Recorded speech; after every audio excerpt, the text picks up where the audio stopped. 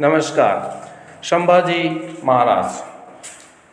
छत्रपति संभाजी मराठा राज्यों के प्रमुख शिवाजी, छत्रपति शिवाजी महाराज के बड़े बेटे छत्रपति संभाजी के बारे में आज की कहानी है। संभाजी का वीरता, त्याग और बलिदान पूरे देश में जाना जाता है। जिस प्रकार से शिवाजी को याद किया जाता है उसी प्रकार से संभाजी को याद किया जाता है।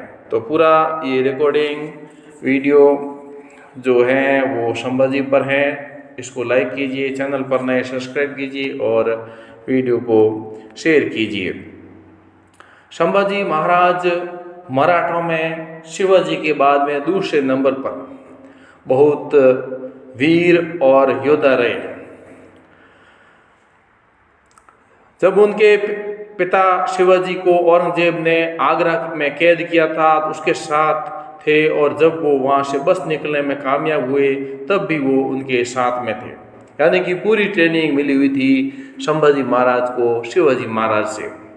शिवाजी ने उनको पढ़ाने के लिए शिक्षक नियुक्त किए थे और शुरू में संस्कृत भाषा में उनकी रुचि थी और जिसमें उन्होंने महारत हासिल की।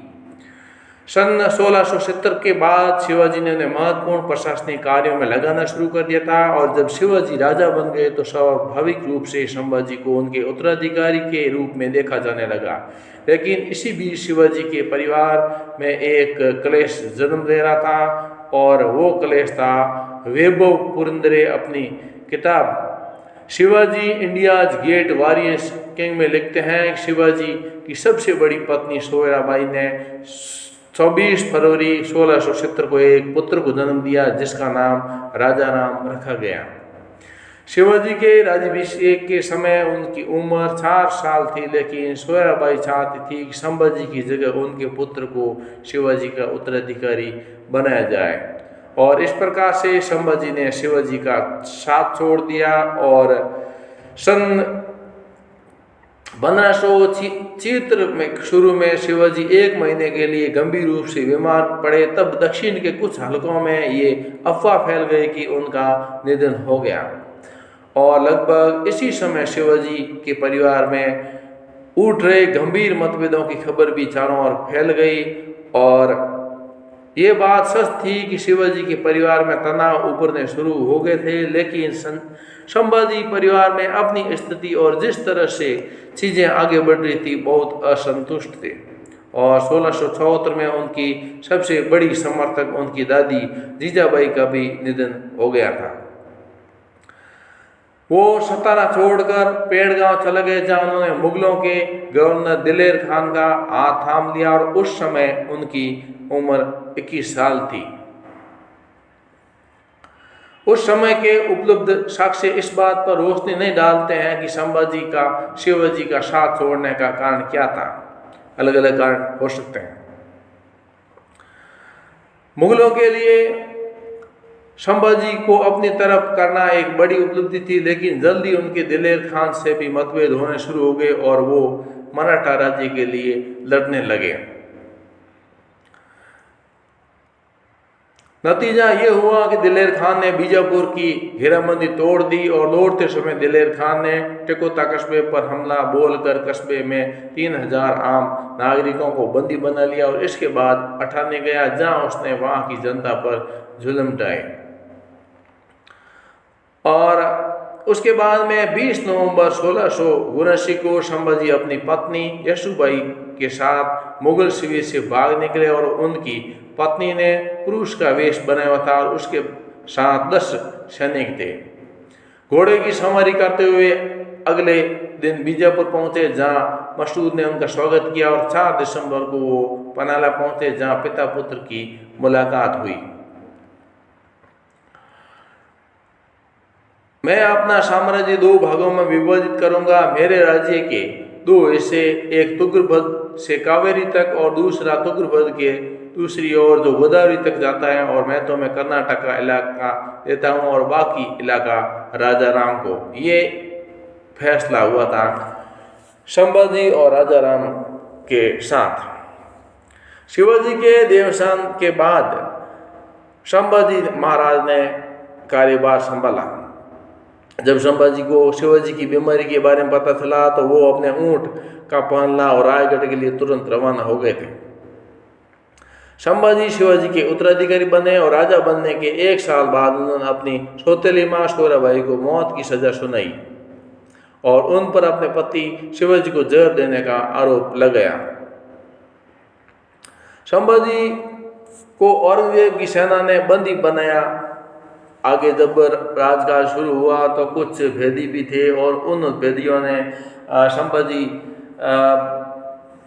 पर आक्रमण करा के और जगह कहाँ पर संभाजी रह रहे हैं वो जगह पर भेद दे करके उन पर आक्रमण कराया और बंदी बना ली। क्योंकि संभाजी जिस प्रकार से इतिहास में और काफ़ी सारी फिल्मों में आया यह है कि वो छुप छुप करके युद्ध करते थे औरंगजेब से, और औरंगजेब ने बहुत सारा इधर सेना लगा ली थी दक्षिण में, ये दक्षिण कोंकण और कोल्हापुर सोलापुर इनको जीतने के लिए, मराठाओं को जीतने के लिए।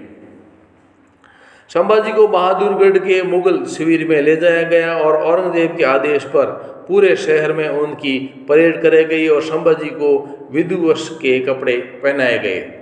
और ये जब गिरफ्तार किया संभाजी महाराज को, उससे पहले संभाजी ने बहुत आधी सेना को औरंगजेब की उसको ख़त्म कर दिया था।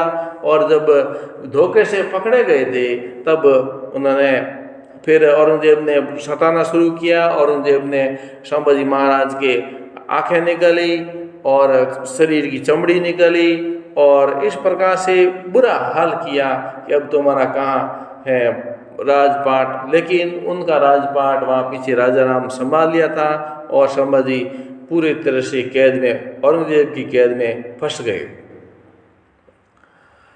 17 मार्च 1689 को एक एक करके संभाजी ने सारे अंग काट दिए गए और अंत में उनका सिर धड़ से अलग कर दिया गया और सिर को दक्षिण में उनके राज्यों में घुमाया गया। और सन 1699 में सिर्फ 30 साल की उम्र में राजा राम का निधन हो गया, लेकिन उनकी पत्नी ताराबाई ने औरंगजेब के खिलाफ जंग जारी रखी। इस प्रकार से संभाजी महाराज जो की वीरता थी वो पूरे जग जाई इतिहास में आप देख सकते हैं। क्योंकि शिवाजी महाराज के बाद में उनका जो मराठाओं का जो नेतृत्व है वो संभाजी महाराज ने किया, लेकिन धोखे से पकड़े गए और उनको औरंगजेब के द्वारा मार दिया गया। लेकिन वीरता के ताकत में चल और बुद्धि बोलते नहीं साम दाम दंड भेद नीति वो सभी संभाजी महाराज थी, जिसके कारण वो इतिहास में उनका नाम अमर है। और उन पर बहुत सारी संभाजी महाराज की फिल्में बनी और चाबा बनी, बहुत सारी उनका जो वर्णन है इतिहास है वीरता को लेकर के, उनके मराठा जो शासन था, मराठों को इकट्ठा करने का, मराठों का नेतृत्व करने का, युद्ध करने की जो नीति थी, जिसके कारण संभाजी महाराज पूरे भारत भर में प्रसिद्ध है। हालांकि उनका इतिहास एक 5-10 मिनट के वीडियो में पूरा नहीं होता, क्योंकि उनका पूरा का पूरा बुक, कई तरह की बुकें और कई तरह के, जब एक एक दिन की बात की जाए तो बहुत लंबा इतिहास उनका संभाजी महाराज, और बहुत सारी उनके स्टोरियाँ वगैरह उस इतिहास में जुड़ती हैं। लेकिन शॉर्ट में यही बात है कि उनकी वीरता, छत्रपति शिवाजी महाराज के बाद में संभाजी महाराज ने संभाली कमान और पूरे मराठा को एकत्र करते हुए औरंगजेब जैसे जो भारत का बादशाह था उनकी नाक में नकेल डलवा दी। लेकिन आखिर में जो धोखा हुआ संभाजी महाराज के साथ में, जो कि हालांकि उन्होंने फिर भी न इस्लाम कबूल किया, न कुछ परवाह की, न राज्य की परवाह की, न अपने शरीर की परवाह की, वो जवाब त्यों का त्यों औरंगजेब को देते रहे, एक राष्ट्रभक्त और एक वीर सिपाही की तरह, न कि राजा की तरह। और ऐसे जो योद्धा होते हैं, ऐसे जो राजा होते हैं, वो एक दिन भले ही उनको पराजय मिली, लेकिन उन्होंने अपना नाम, अपने देश का, मातृभूमि का नाम रोशन किया, उनको मिट्टी में नहीं मिलाया। वीडियो को लाइक कीजिए, चैनल पर नए सब्सक्राइब कीजिए और वीडियो को शेयर कीजिए। जय संभाजी महाराज की, जय महाराष्ट्र और जय हिंद।